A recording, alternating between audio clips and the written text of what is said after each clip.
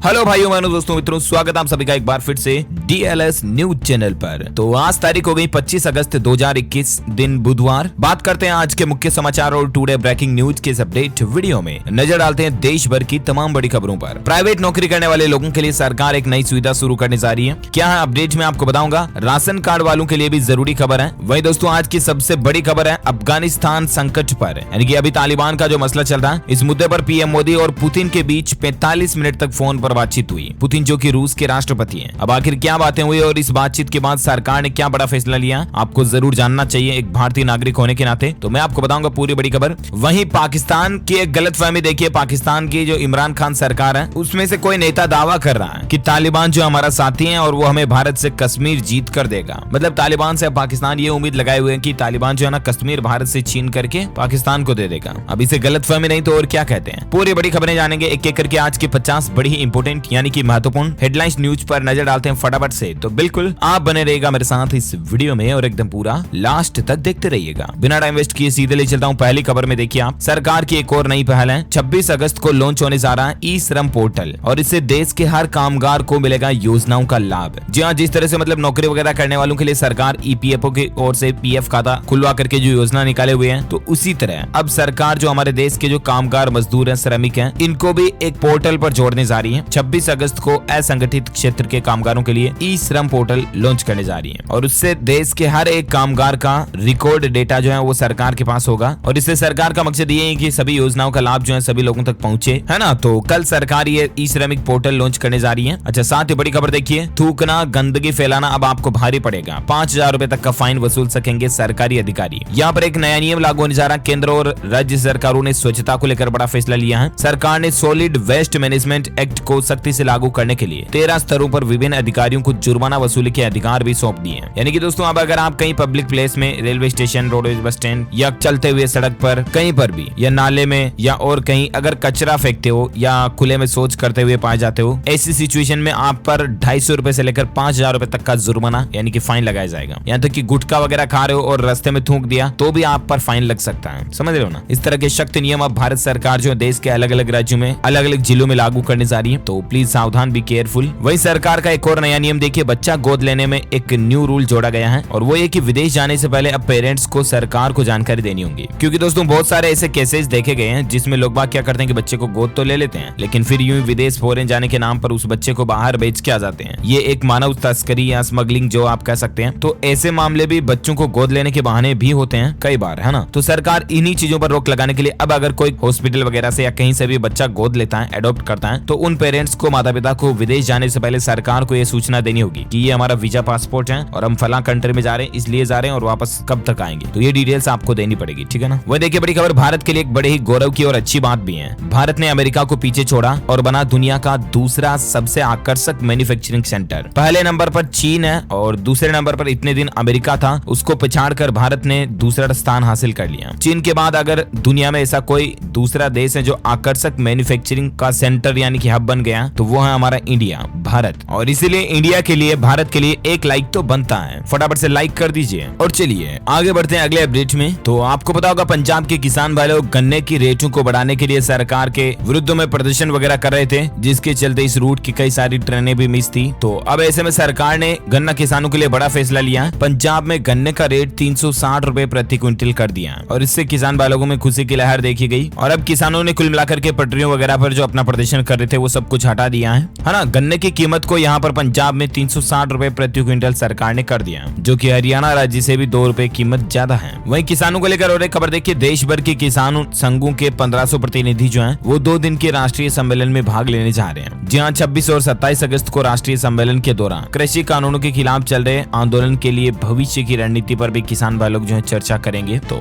एक बार कुल मिलाकर के इस मुद्दे पर भी किसान भाई लोगों से बात कर लेनी चाहिए। अच्छा, साथ ही अगली बड़ी खबर देखिए, अब व्हाट्सएप के जरिए भी बुक करा सकते हैं कोविड वैक्सीनेशन के लिए स्लॉट। जी हाँ, सरकार ने एक नई फैसिलिटी शुरू की है दोस्तों। व्हाट्सएप तो आप भी जरूर चलाते होंगे और अब आप अपना कोविड वैक्सीन लगाने का जो स्लॉट बुक कराना चाहते हैं तो व्हाट्सएप के जरिए करा सकते हैं। इसके लिए कुछ नहीं करना, आपको सिंपली सबसे पहले तो 9013151515 इस नंबर को सबसे पहले तो आप अपने मोबाइल फोन में सेव कर लें। इसके बाद उस सेव किए गए नंबर पर व्हाट्सएप मैसेज करना आपको बुक स्लॉट करके, है ना। और तुरंत आपको आपके रजिस्टर्ड मोबाइल नंबर के ऊपर 6 अंकों का ओटीपी SMS आएगा और जैसे आप ओटीपी डालोगे फिर आपको व्हाट्सएप के ही रिप्लाई में पता चल जाएगा कि वैक्सीनेशन का स्लॉट बुक हो चुका है, जिसकी क्या तारीख, लोकेशन और कौन सी वैक्सीन वगैरह लगेगी, तो डिटेल्स आपको यहाँ पर देखने को मिल जाएगी, ठीक है ना। अच्छा, अगली बड़ी खबर देखिए। LIC कंपनी जो है वो अभी दोस्तों एक ऑफर निकाले हुए हैं और आपके पास भी शानदार मौका है। अगर आपकी कोई पुरानी LIC पॉलिसी है वो अगर बंद हो चुकी है तो उसको फिर से चालू कर सकते हैं। समय समय पर LIC इस तरह का मौका देती है लोगों को और एक बार फिर से अभी ये मौका दे रही है। 23 अगस्त से लेकर 22 अक्टूबर 2021 तक के बीच में लैप्स हुई LIC पॉलिसियों को अगर आप वापस शुरू करना चाहते हैं तो दोस्तों कंपनी की तरफ से ये ऑफर निकाला गया है। आपको कुछ नहीं करना, अपने नजदीकी LIC ऑफिस विजिट करना है और उनको बोलना अगर आपकी कोई पॉलिसी एक्सपायर हो चुकी है या कुछ समय तक के लिए प्रीमियम भरी थी उसके बाद आपने उसे क्लोज कर दिया, बंद कर दिया, तो कोई दिक्कत नहीं, सारी इन्फॉर्मेशन आपको वापस मिल जाएगी। ओके, अच्छा, आपकी हेल्थ से जुड़ी एक खबर देखिए। मेडिटेशन पर अब वैज्ञानिकों ने भी मुहर लगा दी है। वैज्ञानिकों की हाल की रिसर्च में न्यूयॉर्क के साइंटिस्ट ने यह दावा किया दोस्तों कि दिन में रोजाना 10 मिनट का मेडिटेशन जो है वो इंसान की एकाग्रता को बढ़ाता है। ब्रेन स्कैनिंग से भी इसकी पुष्टि हो चुकी है ना। तो 10 मिनट मेडिटेशन डेली कंपलसरी, ये इस तरह का सिस्टम आप भी बना लीजिए दोस्तों।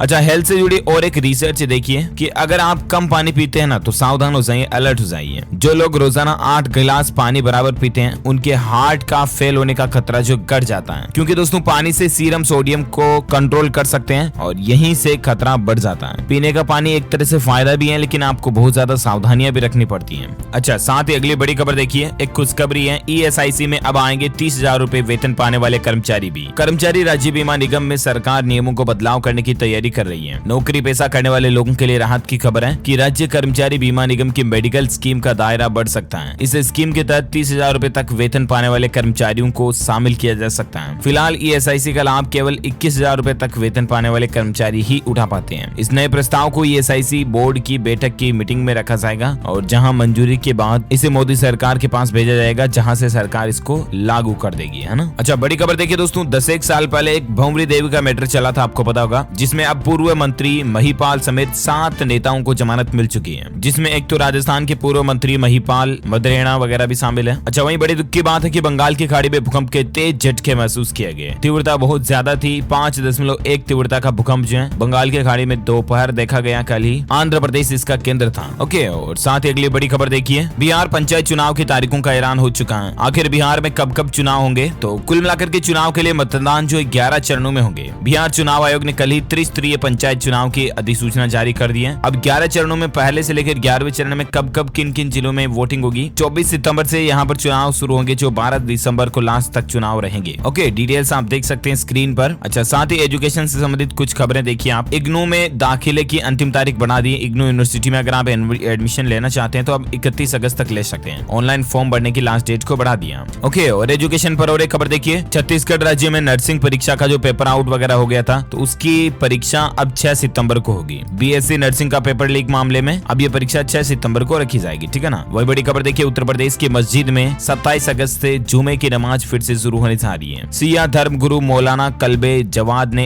ऐलान कर दिया है कि जुमे की नमाज असाफी इमाम बाड़े में अदा की जाएगी और 27 अगस्त से ही। वही बड़ी खबर देखिए। स्पेशल ट्रेन से अयोध्या जाएंगे राष्ट्रपति रामनाथ कोविंद। 29 अगस्त को ये रामलला के दर्शन भी करेंगे, है ना। तो देश के महामहिम ये प्लानिंग कर रहे हैं। और साथ ही बड़ी खबर देखिए। भारतीय ऑलराउंडर हार्दिक पांड्या ने खरीदी 5 करोड़ रुपए से ज्यादा की कीमत की घड़ी। उन्होंने तस्वीर भी शेयर की है। जी हाँ दोस्तों, यकीन नहीं कर पाओगे आप, लेकिन मैं आपको रियलिटी में बता दूं कि मतलब विश्वास नहीं होता, लिटरली 5 करोड़ रुपए से भी ज्यादा की हाथ के बांधने की घड़ी है। आखिर ऐसी कौन सी घड़ी है? तो ये पटेक कंपनी की घड़ी होती है, जो आप देख सकते हैं रोज गोल्ड या व्हाइट गोल्ड की पूरी फ्रेमिंग वगैरह इससे बनी हुई होती है। प्राइस बहुत ज्यादा है इनकी, 5-5, 10-10 करोड़ रुपए तक की इनकी प्राइसेस हैं। अपने बस से बाहर की बातें हैं। अच्छा, अगली बड़ी खबर देखिए दोस्तों, टाटा पावर रिन्यूएबल एनर्जी ने राजस्थान में चालू की 150 मेगावाट क्षमता की सौर परियोजना, जिससे लोगों को फायदा होगा। साथ ही अपडेट देखिए, उत्तर प्रदेश पॉलिटेक्निक प्रवेश परीक्षा के एडमिशन कार्ड आज जारी हो जाएंगे। जेईई सीयूपी एग्जाम 2021 को लेकर अपडेट है। वही खबर है दोस्तों कि बिना राशन कार्ड भी लोगों को फ्री में अनाज मिलेगा। दिल्ली के हाई कोर्ट ने अब ये अहम आदेश दे दिया है दिल्ली सरकार को कि जिन लोगों के पास राशन कार्ड नहीं भी बना हुआ ना, उनको भी फ्री में राशन दिया जाए। तो ये हाई कोर्ट का बहुत ही अच्छा फैसला है वैसे भी। अच्छा, साथ ही अगला अपडेट देखिए, मौसम समाचार को लेकर अपडेट में आपको बता दूं, देखिए उत्तर प्रदेश, बिहार सहित कई राज्यों में भारी बारिश की संभावना है और 28 अगस्त से मानसून रुकेगा।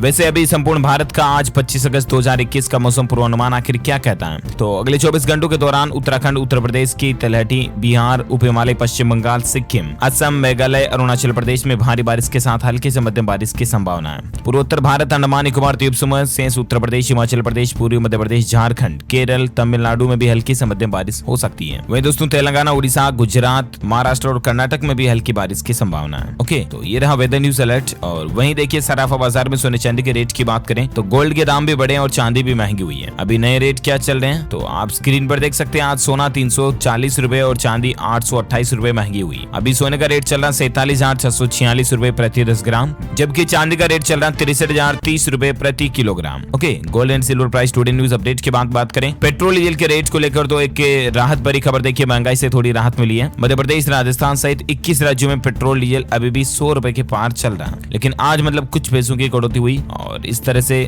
लोगों के लिए राहत की बात है। कोरोना से संबंधित कुछ बड़ी खबरें मैं आपको दिखाना चाहूंगा, फटाफट से देखिए। श्रीलंका के पूर्व विदेश मंत्री मंगला समरवीरा का कोरोना संक्रमण के चलते निधन हो चुका है और ऐसे में हमारे देश के विदेश मंत्री जयशंकर ने भी दुख जताए हैं इस दुख की घड़ी पर। वहीं कोरोना पर अगला अपडेट देखिए दोस्तों, न्यूजीलैंड के तूफानी बल्लेबाज को भी कोरोना हो चुका है और दोनों वैक्सीन लगवाने के बावजूद उसको यह संक्रमण हुआ। तो चाहे आप भी कोरोना की दोनों ही टीके लगाए ही क्यों ना चुके हो, लेकिन सावधान रहना जरूरी है, ठीक है ना, ध्यान रखिएगा, लापरवाही बिल्कुल ना करें। अच्छा, चीन जो है वो डेल्टा वेरिएंट पर काबू पाने वाला दुनिया का पहला ऐसा देश बन चुका है। बीते सोमवार को चीन में एक भी केस नहीं आया। साथ ही बड़ी खबर देखिए, दिल्ली के मुख्यमंत्री अरविंद केजरीवाल सरकार कोरोना की थर्ड वेव से निपटने की तैयारी कर रही है। 12,000 आईसीयू बेड्स जो है तैयार कर रही है, गुड प्लानिंग। वो देखिए मध्य प्रदेश में आज से वैक्सीनेशन का महाअभियान शुरू होने जा रहा है। 25 अगस्त को दोनों डोज लगेगी और 26 अगस्त को केवल दूसरा डोज लगेगा। अभी 2.25 करोड़ से भी ज्यादा लोगों को पहला डोज लगना भी बाकी है। मध्य प्रदेश के मुख्यमंत्री का यह कहना है कि तीसरी लहर नहीं आई तो प्राइमरी स्कूल खोलेंगे और कुल मिलाकर के एमपी में कोरोना वैक्सीन का महाअभियान जो है वो आज से शुरू होने जा रहा है। वहीं देखिए वैज्ञानिकों की चेतावनी आ रही कि धीमी रही वैक्सीनेशन की रफ्तार तो सितंबर अक्टूबर में कोविड की तीसरी लहर की पूरी चेतावनी है। हर दिन 6 लाख तक केस आ सकते हैं, इसलिए प्लीज बी अलर्ट। वहीं खबर देखिए, जन्माष्टमी के दिन गुजरात में रहेगा एक दिन का नाइट कर्फ्यू।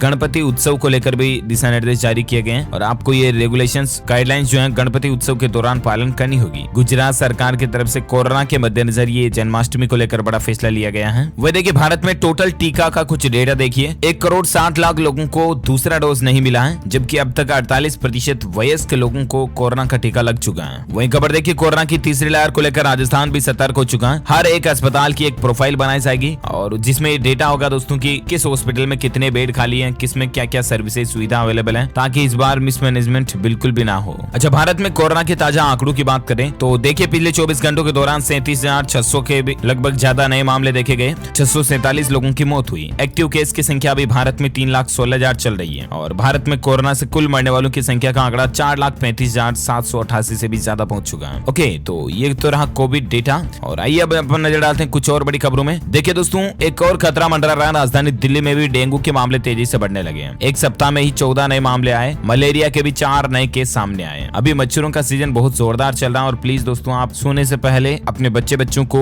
मच्छरों से अच्छे से बचा करके उनका ख्याल रख करके ही सोएं, ठीक है ना। अफगानिस्तान और तालिबान के मुद्दे को लेकर कुछ बड़ी खबरें मैं आपको दिखाना चाहूंगा। देखिए अपडेट आप, अफगानिस्तान के माहौल पर होगा 7 बड़े देशों का मंथन। G7 देशों की बैठक पर पूरी दुनिया की नजर है। अब आखिरकार दोस्तों G7 समिट की जो बैठक है इसमें क्या निर्णय लिया जाता मैं आपको बता दूंगा DLS न्यूज चैनल पर अपडेट। फिलहाल देखिए बड़ी खबर, पाकिस्तान का यह कहना, इमरान खान पार्टी के नेता का एक दावा है कि तालिबान हमारा वो साथी है जो हमें कश्मीर जीतकर भारत से देगा। मतलब पाकिस्तान को तालिबान से उम्मीद है और वो भी ऐसी उम्मीद लग रही है कि मानो जिंदगी में कभी पूरी होगी ही नहीं उनकी। वहीं देखिए काबुल में फंसे भारतीयों को निकालेंगे 6 देश। कतर समेत इन देशों ने सहमति जताई है। विदेश मंत्री एस जयशंकर ने शनिवार को अपने समकक्ष जर्मनी के विदेश मंत्री हिको मास के साथ बातचीत की और अफगानिस्तान से लोगों को निकाल निकालने की प्रक्रिया पर भी बातचीत हुई। तो भारत के लिए गुड न्यूज ये है कि 6 देश जो है भारत के लिए एग्री हैं। वो देखिए अफगानिस्तान से लोगों को निकालने का अभियान शुरू हो चुका है और भारत सरकार ने इस मिशन को ऑपरेशन देवी शक्ति नाम दिया। इसके पीछे भी एक लॉजिक की बात है। ऑपरेशन देवी शक्ति नाम क्यों रखा पता है? क्योंकि आपको पता होगा देश के प्रधानमंत्री नरेंद्र मोदी जो है माँ दुर्गा के भक्त हैं और इसीलिए नवरात्रा वगैरह में वो पूजा वगैरह और व्रत वगैरह भी रखते हैं। तो माँ दुर्गा के ही नाम पर इन्होंने अपने भारत का मिशन का नाम रखा है ऑपरेशन देवी शक्ति करके।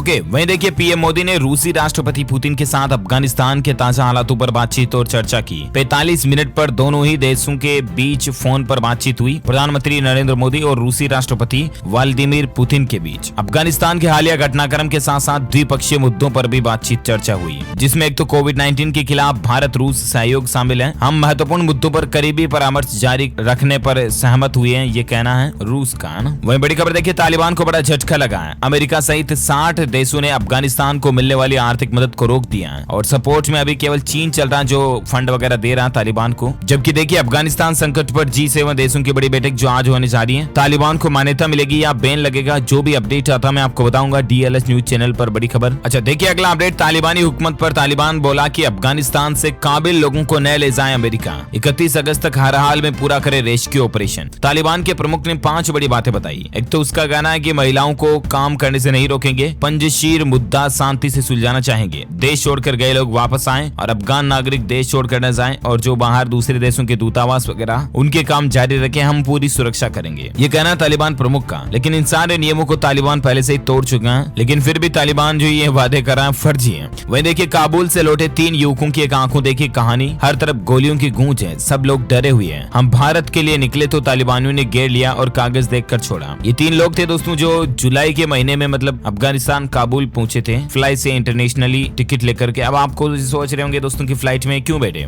तो ये जॉब करने के लिए, काम करने के लिए बाहर गए थे अफगानिस्तान काबुल में जॉब के लिए। किसी ने इनको ऑफर किया होगा तो वहां जाते ही तो महीने 2 महीने काम किया और यहाँ पर तो तालिबानी हुकूमत आ गई। तो ये डर के मारे वापस अभी काफी बचते बचाते हुए भारत पहुंच चुके हैं और इन्हीं की आत्मा जानती कि कितना सुख चैन मिल रहा होगा। वो देखिए बड़ी दुख की बात है, नालंदा में बड़ा हादसा देखा गया। मालगाड़ी के 100 डिब्बे पटरी से उतर गए। राजगीर तिलैया रेलखंड अभी बंद है। साथ ही RBI का नियम लागू करने लगे हैं बैंक। 50,000 रुपए से ज्यादा का चेक जारी किया तो आपको कुछ और डिटेल्स देनी पड़ेगी, वरना आपका चेक क्लियर नहीं होगा। RBI ने अगस्त 2020 में ये पॉजिटिव पे सिस्टम की घोषणा की थी, जिसमें मतलब 50,000 से ज्यादा चेक देने वाले की डिटेल्स देनी होगी।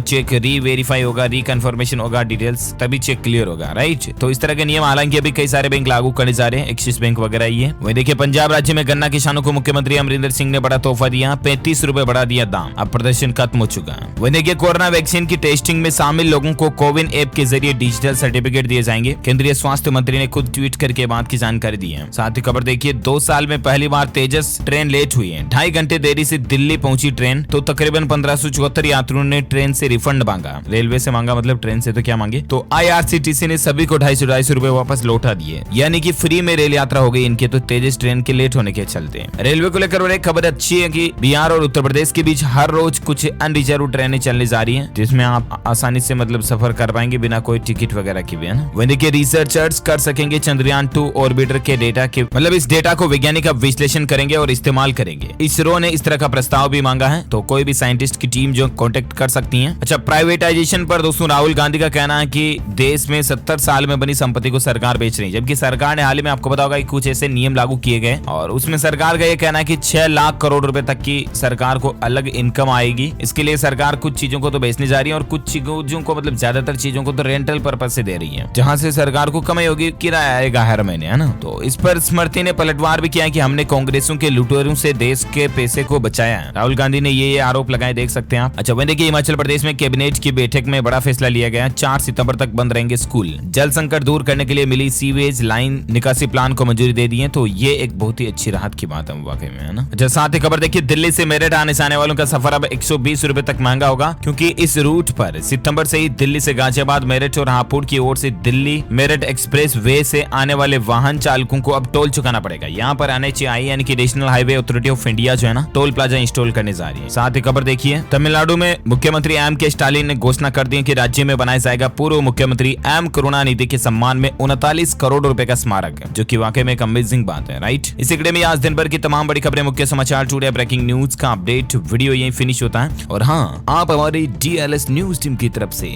जीत सकते हैं एक शानदार सरप्राइज गिफ्ट। इसके लिए आपको लिखना इस सवाल का जवाब इस वीडियो के नीचे कमेंट में कि दोस्तों भारत का दूसरा राष्ट्रपति कौन था। Who was the second president of India. जब संविधान लागू हुआ उसके बाद दूसरी बार जो है कौन राष्ट्रपति बना था भारत में, कमेंट करके बताइए। जो लोग इसका सही जवाब इस वीडियो के नीचे कमेंट में देंगे ना, वो रैंडमली सेलेक्ट होने पर हमारी DLS न्यूज टीम की तरफ से जीत सकते हैं एक शानदार MI कंपनी का मोबाइल फोन आपको जीतने का मौका मिलेगा। इसी के साथ ही अगर आपको वीडियो अच्छा लगा तो इसे लाइक कीजिए, लाइक करके शेयर भी करना अपने दोस्तों के साथ फेसबुक और व्हाट्सएप पर। और हाँ, अगर आप हमारे चैनल DLS न्यूज पर पहली बार आए तो सब्सक्राइब करके बेल आइकन जरूर दबा देना। Thank you, take care, good bye, जय हिंद, जय भारत, वंदे मातरम।